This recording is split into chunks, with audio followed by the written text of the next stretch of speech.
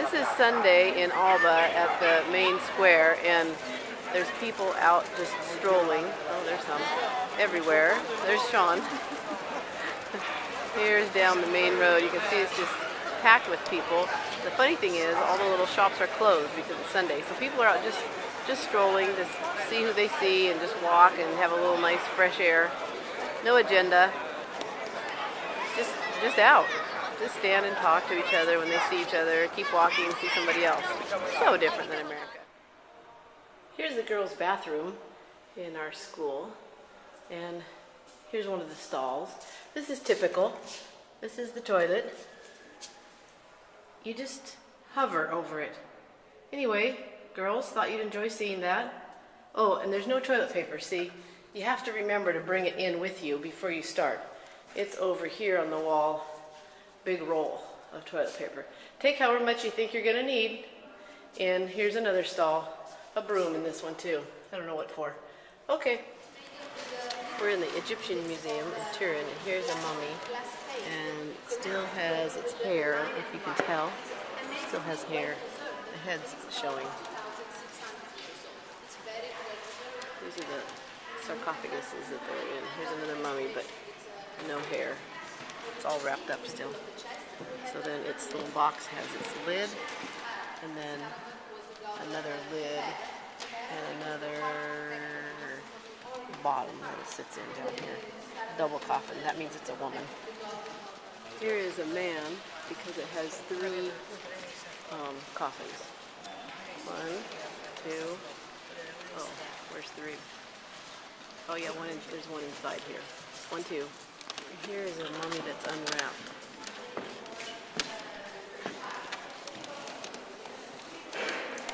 But his legs are broken, so not so good down here. Broken by 2. Here are 3,000-year-old eggs and pumpkin. So there you have it.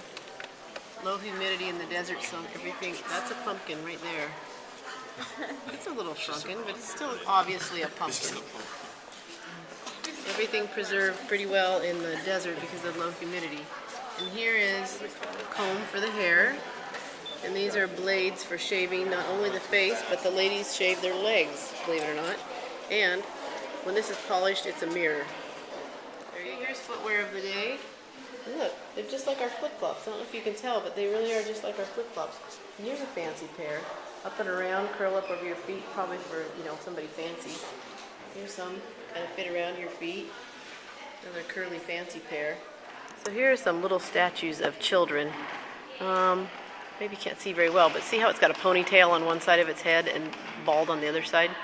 That's because until you were 12 or 13, you had half boy hair, the shaved side, and half girl hair, the ponytail side. And then when you were 12 or 13, here's another one, you could get the hair of your gender. So girls grew this other ponytail, and boys would get completely head shaved. But until that age, you had half and half hair. Here's the ancient Egyptian writing on the papyrus paper. Am I saying that right? Yeah. Close enough. What was the deal with the different colors?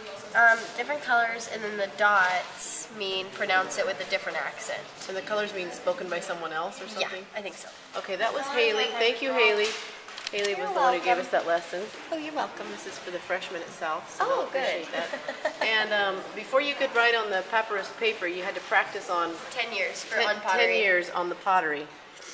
Here's some pottery practice. So they start at the age of 5, and around when they're 15, they can finally get a piece of paper.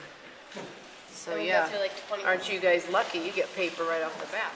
Here's Kirk.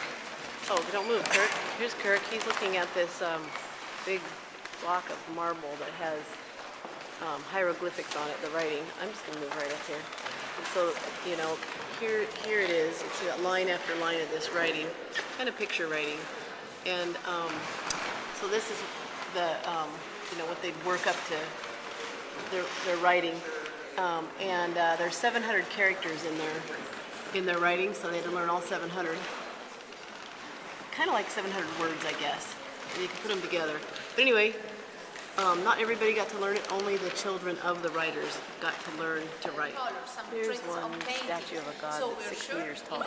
Sorry. This kind of stone, the white stone, the pink stone, You know how they had the shaved heads? Well, they wore a wig when they're out in public. And he has a double crown.